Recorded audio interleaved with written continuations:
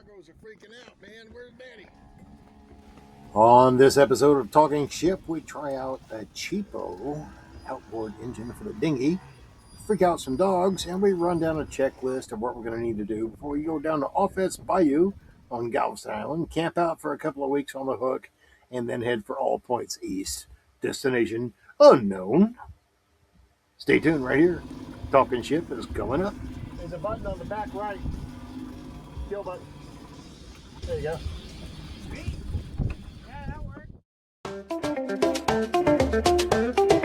Hi there, my name is Shane, and this is my first maid and my dog, Dixie. And this is the Catalina 30 that we live on. It's our home.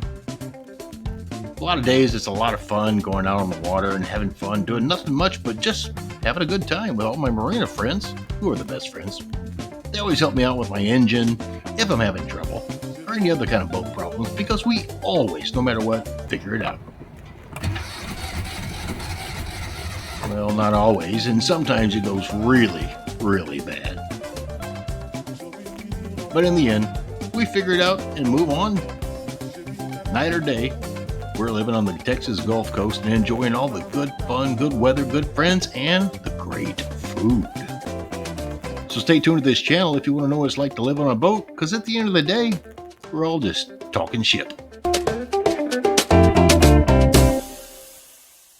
All right. It is it's about 10 till 1 on 27th of May, 2026. This is Shane Lassiter aboard the Nautilus. It's my Endeavor 32. And just catching up with some notes I haven't written down in the ship's log yet, but will. Last few days we've had quite a bit of rain and minimal leaks. I've never had any boat that didn't have a couple of drips. The rain always comes from different directions. You never know. But I just want to say, I mean, this is above the V-berth, no leaks. So that's super good, because that's where I've been sleeping. All right, so a couple of upgrades that I've done since the last video. Actually, today just filled the water tank. That doesn't really count as an upgrade, but going to need to fill the, I've got a 5-pound propane tank that's going to need to be refilled before we go out on the hook. I did get this. This is a little freezer slash cooler. Let's see, there's the ice maker. This is a freezer slash cooler I found online. I did my research, and it's very small, but it actually will freeze. It's a deep freeze, and you can set it, and you can do it by your Bluetooth on your phone. Of course, it's got the ice maker. And the thing about the freezer is it will run off 12 volt or off of 110 while we're here on the dock. So the reviews I read said, yeah, it'll keep things cold. There's so many little coolers you can buy at Walmart, other than like just buying a mini 110 mini fridge. There's little 12 volt coolers that will keep things about, what do they say, 35 to 40 degrees below the ambient temperature. So when it's 110, you know, it's not gonna, you don't want to keep cold cuts or meat in there. This is a deep freeze. It's made for traveling, RV, campers, whatever, and of course boats. So I got that off of not Craigslist, Facebook Marketplace for a song. I got it for like a quarter of what they sell for. It's brand new, and so far it's a dream. It works great. I could put it down to like 2 degrees if I wanted to, which I don't. And I've so far run it off of 110, but it will also run off 12 volt, and I think that'll suffice. Excuse me, I have a big compressor down here for the onboard refrigerator, and I have the manual and everything. I just haven't figured it out yet. What's wrong with it? The PO, the previous owner, had tried to put Freon in it. I could tell it may just need a new thermostat unit, but until then, for $50, boom, or thereabout, deep freeze I can take with me to keep food and milk, cream, stuff like that cold. Need to beef up the battery bank a little bit more. I do have an AGM. What is it? It's a Duracell AGM 55 amp hour. In addition to really only the 160 amp hours I have with my flooded batteries. One's down here in the bilge, above the bilge, and one's back behind the Yanmar. starting house. So, I mean, 80 amp hours for a house battery is a little weak. So I have this backup AGM that I have the solar attached now. I have the charge controller. I have my inverter. It's a bit of a cheaper model, but it does work. Let's get over here where okay, so there's my inverter. She's reading good. It's hooked directly to the house battery, which is linked to the starting battery. And then I have my solar charge controller, which is running up to the solar panels and to the battery. Also, as I was shopping around, so my buddy John and I are getting ready to go buddy boat down to Offense Bayou, about roughly 35, 40 nautical miles. And we're going to hang out a week or two down there. I don't know, a week to a month, depending on hurricane season. If something were to happen, we can come back to the slip. But in preparation for that, we're going to live on the hook.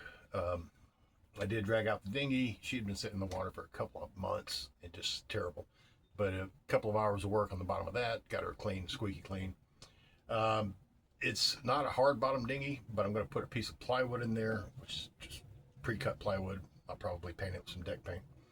Drop that in there so my doggy, Dixie, can get in and out without puncturing the Hypalon or the PVC, whatever it is. So yeah, that's about all that's left to do. Refill the propane because the stove works great. I've been using that stove for almost 3 months, coming up on 3 months, 2 months. And I use it every morning to make coffee. I've made many dinners, and it's just starting to get low. It's not empty, but a 5-pound will last you quite a while. When the engine's running, the inverter I just showed, when the engine's running, the inverter, the 12 volt, the solar charge controller, everything reads 14.4. It's as high as it's going to get. When the sun's out, the batteries are topped off, but I do need another deep cycle lead acid. The Duracell with the 55 amp hours, the AGM, will be good for if I want to use the 40-pound thrust Minn Kota on the dinghy. Other than that, I went ahead and bought one of those little Henkai $200 Amazon motors. Used it 2 or 3 times, works great. Take really good care of it. If it lasts the whole season for $200, that's cheaper than a trolling motor. And last time Daryl and I went out to the bay, Clear Lake, we tooled around out there, and we had about, I don't know, probably 2-foot chop, 1-foot chop, 1.5-foot chops, swells and chops, and it plowed right through it, no problem. So happy with that, as long as it keeps going. But the AGM is a backup, and I think one more thing, other than the one more AGM, one more flooded lead acid, would be a power station. Now, when the sun's out, great. Everything's topped off from the 200 watts because it's just 2 batteries. A power station would be great. I had one on the other boat, but yeah, things come and go. Other than that, all the lights are LED inside. The anchor light is now up. That's another addition. All the nav lights are working. A couple of small repairs to get done on that, but I've got my navigation. My steaming light isn't quite there, but as far as the nav light, what I did was hoist a light on a pole, about a 4-foot pole actually, and so it actually sticks up above the top of the mast. The running rigging is all set up. I removed the old jib that was connected. It's a little bit shredded. A couple of screws in the track that need to be replaced to get the track, where it needs to be, and get a buddy to help me hoist the jib, and furl it nice and tight, and then probably grease that track. The VHF antenna, the VHF radio does work. It does have an IMESI. It may have AIS, I'm not sure.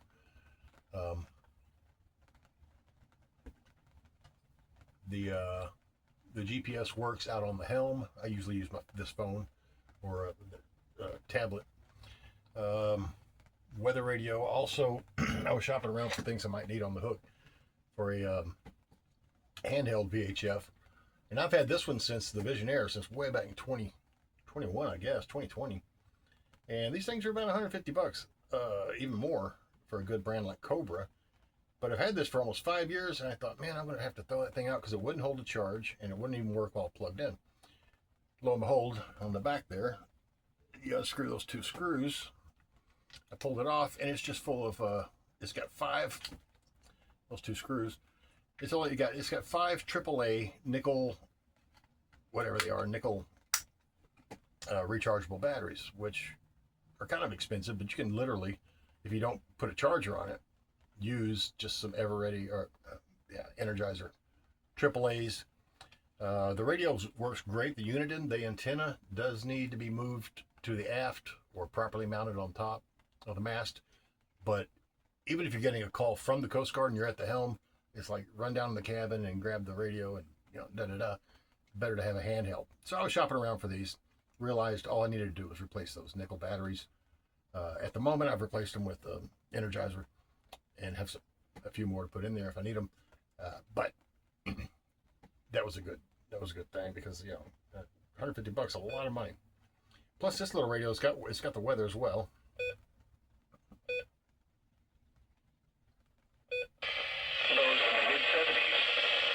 Monday, partly sunny. And what I like about this, that the other radio doesn't have, it will scan every channel. It will just start running through channels until it grabs a signal. 16 plus, scan DW. It does not have AIS, obviously. Most handhelds don't. This will start running through every channel. I don't have that on my mounted VHF radio, but still working out all the kinks on that. So we're good to go there. Like I said, the running rigging, I need to get the roller furling connected and get the sheets for the jib. I actually have a spinnaker for this boat. I don't see myself using a spinnaker anytime soon, but definitely save some fuel by using the jib for sailing, and the mainsail. You need to get that hoisted. Probably get a sail pack for that to match everything else.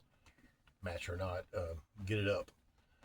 Let's see what else. Bilge is maintaining. It's staying clean. I'm having a little trouble. I've been using the head on the boat a little more than I probably should.